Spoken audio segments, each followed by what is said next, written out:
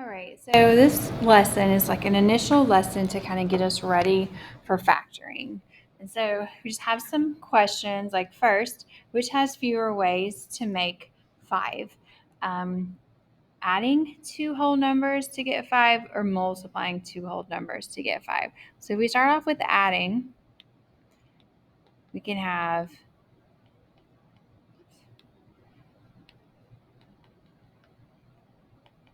3 possibilities to get 5, but if we do multiplying, there's only one possibility. So multiplying is fewer. Multiplying has fewer.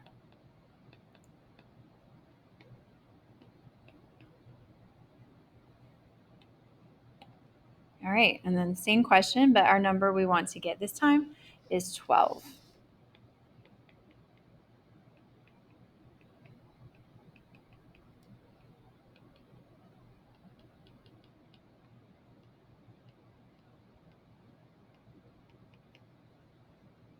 All right, so we have 7 ways to add and only 3 ways to multiply. So again, multiplying has fewer.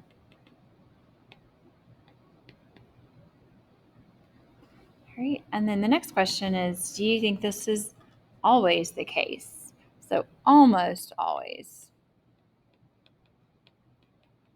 There's 2 numbers when it's not the case, and those numbers are 1 and 0.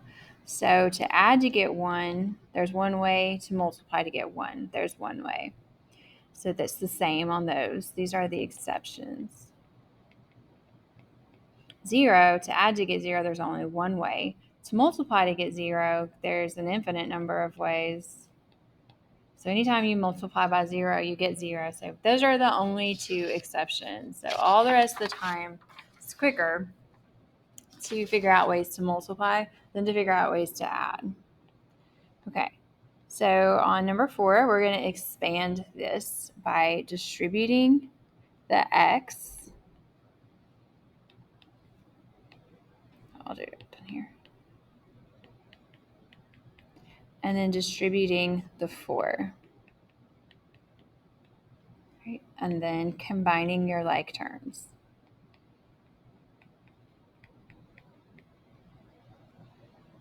Okay.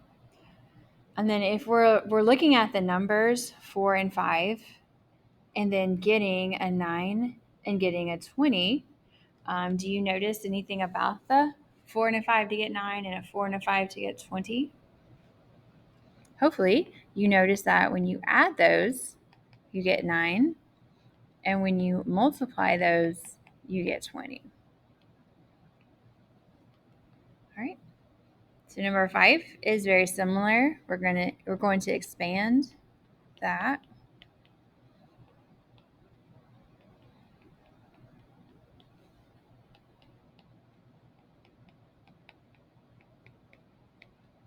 All right. And then same thing, we're looking at -2 and 7. If we do -2 plus 7, we're going to get 5, which is this number. If we do -2 times 7, we're going to get -14, which is this number. So let's see if that's just a coincidence on those two or if that's pretty much what always happens. So on this table, I've already expanded everything. And if you go through and you look at the numbers, so -1 and 2, -1 and -2, I should say, they are adding to give you the -3 and multiplying to give you the 2. And that happens all the way through this table.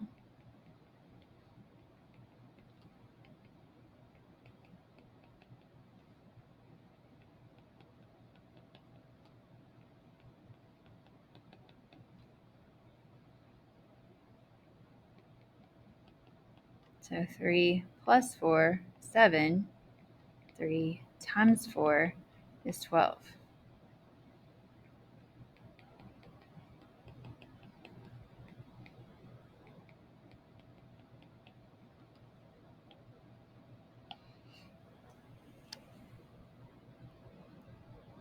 So in all of those situations, the middle term came from addition, and the last term, multiplication. Okay. Now, what we're going to do and what we're focusing on for like a week and a half probably is factoring. So we have it in expanded form and we're going to write it in factored form. Okay. So on these, we want to multiply to get 9 and add to get 10. So I know to get my x squared is going to be x and x. All right. And then we have this chart that gives you all the ways to multiply to get 9. There's only 2 pairs of numbers that multiply to get 9. So we want to find the pair that adds to give you 10. So that's going to be 1 and 9.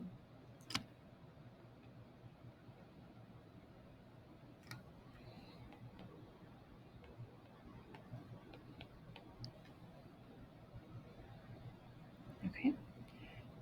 And then number 9 asks, how can we see if this is factored correctly? Well, we can multiply it out.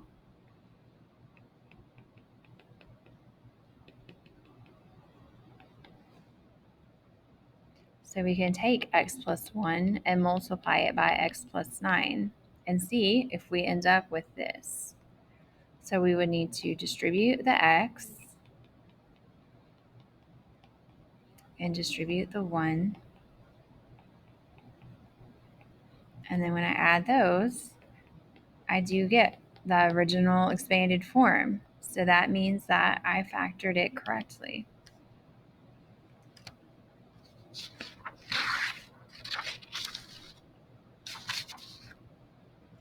Okay, now let's talk about signs for a second, because that's half the battle is figuring out your signs. So if both your numbers are positive, when you add them, you should get a positive. And if both the numbers are positive, when you multiply them, you should get a positive. So that's going to be a situation when you have a positive addition part and a positive multiplication part. It's going to be x plus something and x plus something else.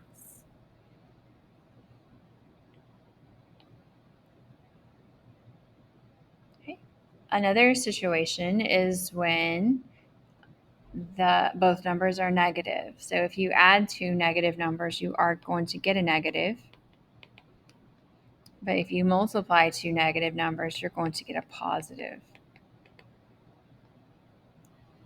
Okay, so that's going to be a situation where you have a negative addition part and a positive multiplication part. It's going to be x minus something and x minus something, 2 negative numbers.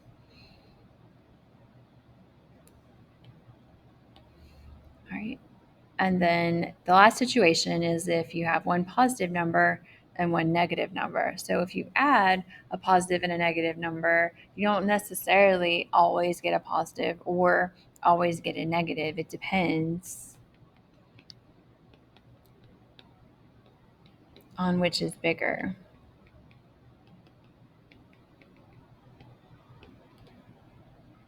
However, when you multiply a positive times a negative, that's always going to be a negative.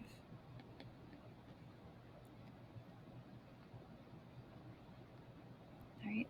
So this is a situation when you have, we'll say we have a positive addition and a negative multiplication. To get a negative when you multiply, one's a plus and one's a minus. And if we want the positive addition part, that means the bigger number is positive and the smaller number is negative. Okay, and then if we have the negative addition and a negative multiplication, it's definitely 1 plus and 1 minus, but in this case, we want the bigger one to be negative.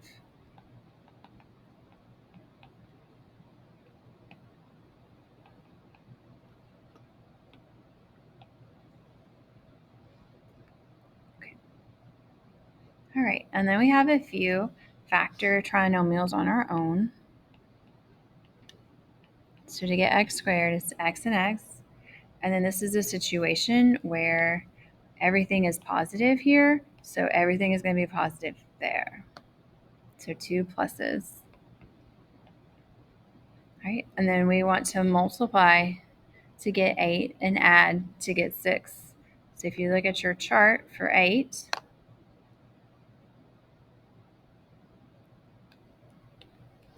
we have 2 pairs of numbers that multiply to get 8. Only one pair adds to give you 6, so that has to be it.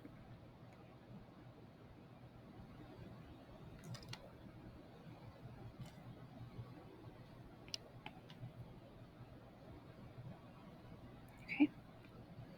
And then we want to multiply to get 21 and add to get negative 10. So anytime you multiply and get a positive, the signs are the same. And then this one over here is going to tell you what they are because we added to get a negative, so they both have to be negative. Okay, we want to multiply to get 21 and add to get negative 10. So 21 has a couple of pairs, but this is the only pair that adds to give you 10.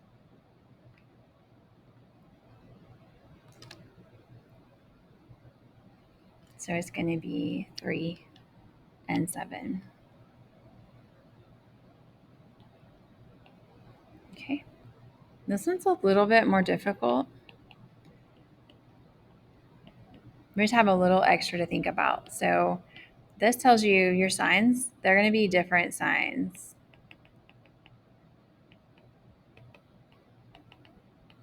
So we're going to have 1 plus and 1 minus. But whenever I add, I'm going to get a positive. So that means I want the bigger number to be positive. So we're multiplying to get 24. We're adding, but technically subtracting since the signs are different to get 2. So there's 24. We're wanting to look at these pairs to see which ones subtract to give you 2 when the signs are different. It's going to have to be 4 and 6 to subtract to get 2. And we said we want the bigger number to be the positive number. So it's going to be 6 and 4.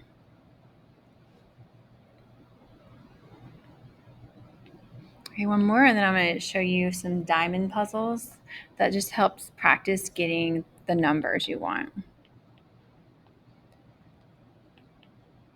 So this is another one where this is a minus, so I know I have different signs. One's a plus, one's a minus, and I want the bigger to be negative.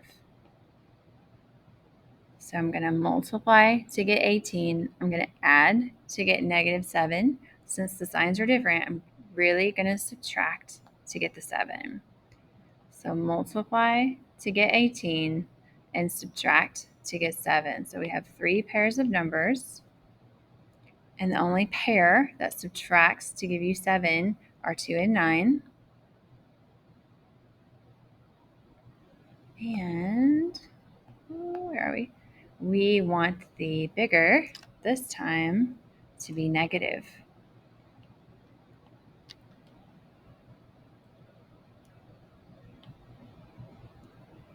Okay, so we also have these diamond puzzles. And to figure out a diamond puzzle is just figuring out the numbers we were just doing. We want to multiply to get 24, and we want to add to give 10. So we multiply to get a positive and add to get a positive. It's automatically 2 positives. So we'll go to 24 box.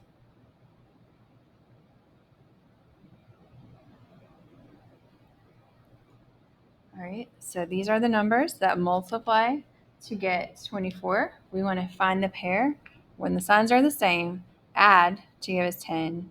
So that's going to need to be positive 4 and positive 6.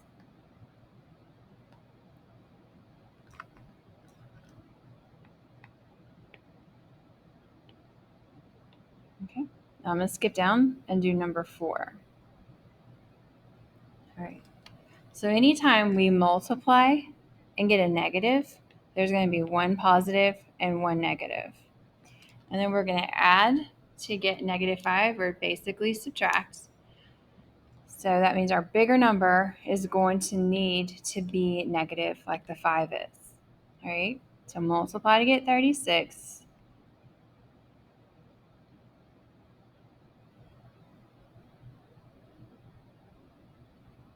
Subtract to get -5.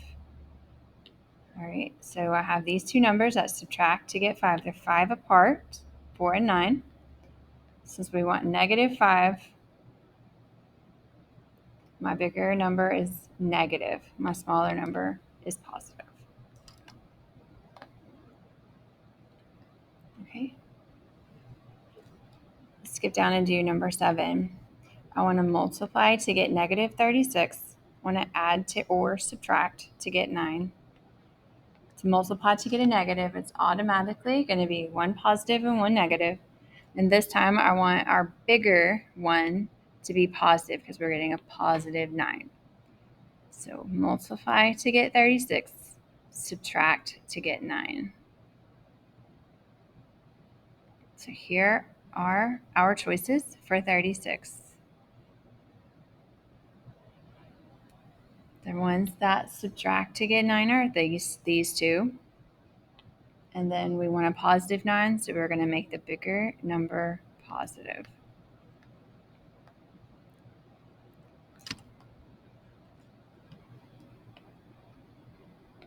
Oops, I did it backwards, sorry.